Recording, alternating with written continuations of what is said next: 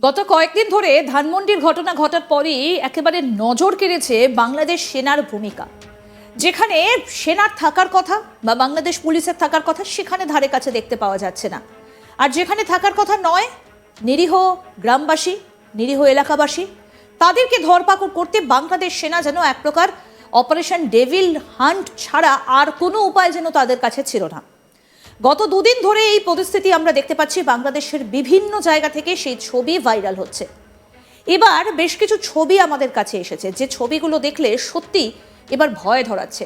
একটা প্রশ্ন আমরা ইতিমধ্যেই করতে শুরু করেছিলাম, বা বিভিন্ন মিডিয়া যেটা প্রশ্ন করছে, যে বাংলাদেশের পরিস্থিতি কি তাহলে মিডল ইস্টের মতো হয়ে যাবে আস্তে আস্তে? সেই আশঙ্কাগুলো কি রয়েছে?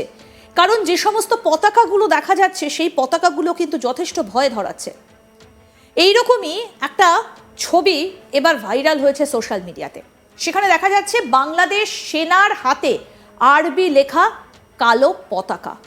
ভাবতে পারছেন, এই দেখুন বাংলাদেশ সেনা, বাংলাদেশের পতাকা, এবং তার সঙ্গে রয়েছে আরবিতে লেখা এই কালো পতাকা। এই কালো পতাকা কাদের?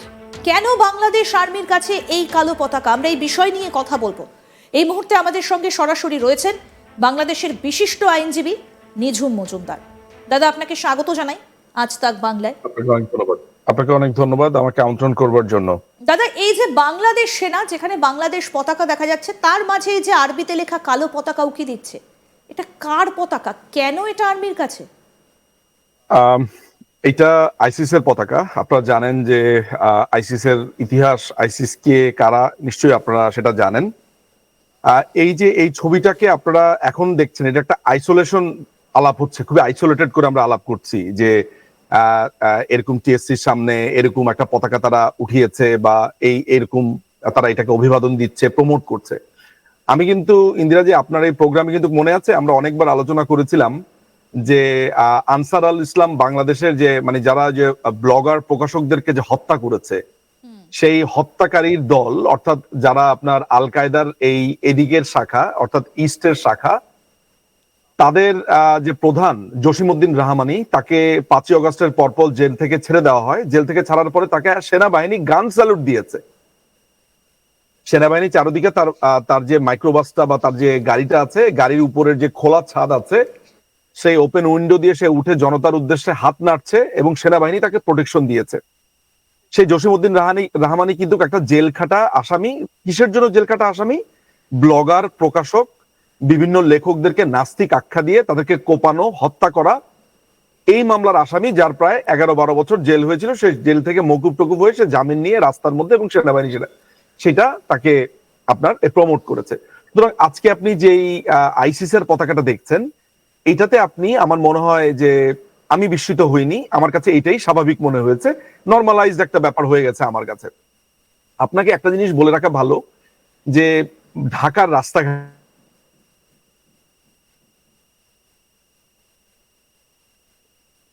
যদি আমার এই ভিডিওটা দেখবেন, যারা এই বক্তব্যটা শুনবেন, তাহরির নামে যে জঙ্গি সংগঠনটি আছে, তাদের প্রচুর আপনার গেরুয়া কালার, গেরুয়া বলবো কি কমলা কালার, কমলার কালো কালারের তাদের একটা পোস্টার, তাদের খুবই সিম্বল, যেটা এই পোস্টারের ভেতরে তারা যতবারই পোস্টারিং করেছে গত 10-15 বছর ধরে, সেখানে তারা অ্যাড্রেস করেছে বাংলাদেশ সেনাবাহিনীকে।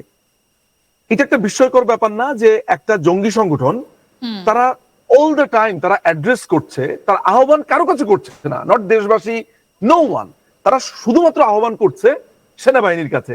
সেনাবাহিনী যাতে দেশপ্রেমিক জনতার সাথে এক হয়ে যায়, সেনাবাহিনী যাতে ক্ষমতা নেয়, এবং তাদের অন্যতম নেতা এই হিজবুত তাহরিরের বা আনসার আল ইসলামেরা একই ক্যাটাগরির, একই জায়গায়। তারা বেসিক্যালি যেটা হয়েছে, যে আপনার যে প্রধানমন্ত্রীকে হত্যা করবার জন্য একটা কু করেছিল সৈয়দ জিয়াউল হক। আপনার এর আগের অনেকগুলো প্রোগ্রামে বলেছিলাম, সে পলাতক ছিল পাকিস্তানে, পাকিস্তান থেকে এখন সে, জেনে রাখা ভালো, এখন কিন্তু সে ঢাকা ক্যান্টনমেন্টে আছে। আমার কাছে একেবারে অথেন্টিক নিউজ, সে ঢাকা ক্যান্টনমেন্টে আছে। আমি এই প্রোগ্রামেই বলছি তার স্ত্রীর নাম কি। তার স্ত্রী হচ্ছেন পুলিশের এএসপি। কেমন? আমি তার নাম ঠিকানা সহ আপনাদেরকে এখনই জানাচ্ছি, একটু জাস্ট দেখে বলতে হচ্ছে, আমার কাছে পুরো ডিটেলসটা আছে। আচ্ছা, এখন এই যে আপনি ছবিটার কথা বললেন, এই যে আমি পেছনের কাহিনী বললাম, জসিমউদ্দিন রাহমানি সবচাইতে বড় জঙ্গি লিডার, এখন আপনার ঢাকা ক্যান্টনমেন্টে আছে। ঢাকা ক্যান্টনমেন্টের কোথায় আছে আমি আপনাকে বলি। আর ডিজিএফআই অফিস যেটা আছে, গোয়েন্দা মহাপরিদপ্তরের অফিসটা, আচ্ছা, এইটা পার হয়ে আপনার কচুক্ষেতের হাতের বাম দিকে গেলে রাস্তা পার হলে পেছনে কিছু কোয়ার্টার আছে, শেষ খবর পাওয়া পর্যন্ত অ্যাটলিস্ট লাস্ট উইক পর্যন্ত সে সেখানে ছিল। আমি ব্যক্তিগতভাবে সেটা জানি, এবং আমি এটাও বলেছিলাম যে একটু ছবি তোলা যায় কিনা। সে বলেছে যে ছবি তোলা অসম্ভব ব্যাপার। তার ওয়াইফ সেখানে এসেছিল, তারা উপর থেকে কয়েকটা চেষ্টা করেছিল যে যাতে আমার জন্য তোলা যায়, বাট ভয়ে তারা করতে পারেনি, কারণ ওইখানে অনেক সিসিটিভি ক্যামেরা আছে। বলেছে ধরা পড়লে জীবন শেষ একেবারে। মানে একদম ঢাকা যেখানে বাংলাদেশ গোয়েন্দার একদম। অফিস রয়েছে সেখানে একদম, এইভাবে একদম এই ধরনের কাজ বাংলাদেশের কারবার চলছে, মানে গোয়েন্দা একদম দপ্তরটাকেও শেষ গোয়েন্দা পর্যন্ত সংস্থা অফিসের পাশেই হুম পাশেই গোয়েন্দা সংস্থা অফিসের পাশে। এবং কে কে আর্মি থেকে চাকুরিচ্যুত, যে আপনার কু করতে চেয়েছিল, প্রধানমন্ত্রী শেখ হাসিনাকে মারতে চেয়েছিল, সে এখন ডিজিএফআই অফিসের পাশে অবস্থান করছে। এবং আমাকে এর আগে অবশ্য একজন বলেছিল যে আপনারা ওকে খুঁজছেন, ওকে তো ক্যান্টনমেন্টেই রাখা হয়েছে। তখন আমি আসলে ব্যাপারটা একেবারে উড়িয়ে দিয়েছিলাম। এরপরে আমার যে সোর্স গুলো আছে, এবং সোর্স কারা, টম ডিক এন্ড হ্যারি কিন্তু আমার সোর্স না। আমার সোর্স এদের মধ্যেই সোর্স। এই আচ্ছা সেনাবাহিনীর মধ্যে থাকা লোকেরাই আমার সোর্স, এনএসআই এর মধ্যে থাকা সোর্স, আমার পুলিশের মধ্যে থাকা সোর্স। আমার সোর্স গুলো কিন্তু জেনে বুঝে তারপরে বলে, বুঝতে পারছেন? সুতরাং এখানে আমার মনে হয় না আমি কোনো ভুল তথ্য দিচ্ছি। এবং পুলিশের যে এএসপির কথাটা আমি বলছি, আমি আপনাকে একটু দেখে বলতে পারি এখানে। আচ্ছা, আমি আপনাকে একটা ছবিও পাঠিয়ে দিচ্ছি, যদি সম্ভব হয় একটু স্ক্রিনে যদি দেখানো সম্ভব হয়। আমি যেই ছবিটা পাঠাচ্ছি, মানে যে জঙ্গিদেরকে যে পুলিশ অফিসারটা, মানে এই জিয়াউল হকের ওয়াইফ, হ্যাঁ জিয়াউল হকের ওয়াইফ, যিনি এই মুহূর্তে যার তত্ত্বাবধানে কচুক্ষেতে আছে, তার নাম হচ্ছে, আমি আপনাকে এই প্রোগ্রামের মাধ্যমে এই হাটে হাড়িটা ভেঙে দিচ্ছি, ছবিটা পাঠিয়েছি ইন্দিরাজি, যদি একটু দেখানো সম্ভব হয়। অবশ্যই অবশ্যই আমরা চেষ্টা করব ছবিটা দেখানোর জন্য। এই ছবিটা কার, এই ছবিটা কার? আমি তার নাম ঠিকানা এখনই আপনি বলছি। তার নাম হচ্ছে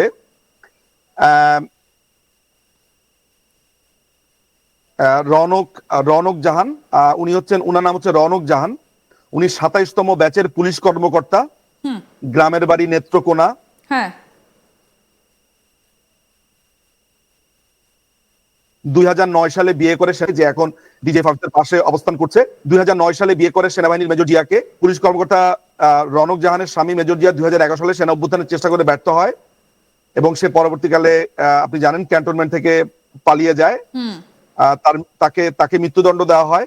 হ্যাঁ তারপরে তৎকালীন প্রধানমন্ত্রীর কার্যালয়ে একজন পুলিশ কর্মকর্তা তাকে রক্ষার জন্য, এবং পুলিশের মধ্য থেকেই এই রনক জাহানকে বাঁচাবার জোর প্রচেষ্টা করা হয়। এবং তাকে এই রনক জাহান, আপনারা যদি আপনাদের এই প্রোগ্রামের মাধ্যমে নিশ্চয়ই, এরা তো আমার প্রত্যেকটা প্রোগ্রাম আসলে দূরবীন দিয়ে দেখে, তো নিশ্চয়ই এই প্রোগ্রামের মাধ্যমে আজকে তারা জানতে পারবে যে এই রনক জাহানের তত্ত্বাবধানে এই মুহূর্তে ক্যান্টনমেন্টে মেজর জিয়া অবস্থান করছে।